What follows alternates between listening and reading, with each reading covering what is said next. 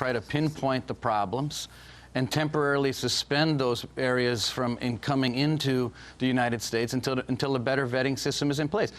Over the weekend, President-elect Donald Trump's incoming chief of staff, Reince Priebus, said citizens of countries suspected of harboring or training terrorists will be temporarily banned from immigrating to the United States.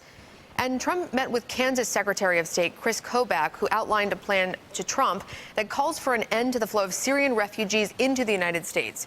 KOBACH may join the Trump administration.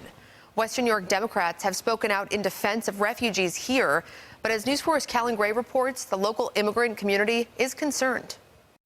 I talked to a Syrian American who says he hopes President-elect Donald Trump will keep our doors open to refugees and realize these are people fleeing desperate situations.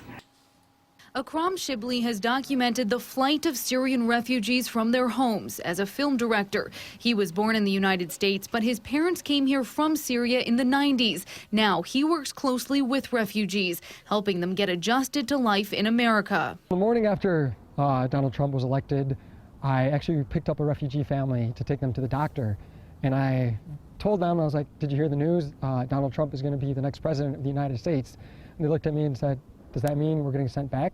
He says the Trump administration's talks about mass deportations and religious profiling has created fear. I hope when Donald Trump enters the Oval Offices, he realizes that there are real lives at stake here. They're not just statistics, they're not just a number, they're real people, mothers, daughters, families that are fleeing from horrifying circumstances, and they want to come here and they want to contribute. Buffalo officials tell us there are more than 20,000 refugees living in the city, and in the last year, about 250 refugees have arrived from Syria. We are hopeful that the new presidential administration will continue the process in the United States of being welcoming to immigrants and refugees. We asked Mayor Byron Brown if he wants to make Buffalo a sanctuary city, which generally refers to a city that does not cooperate with U.S. Immigration and Customs Enforcement, creating a safe haven for immigrants.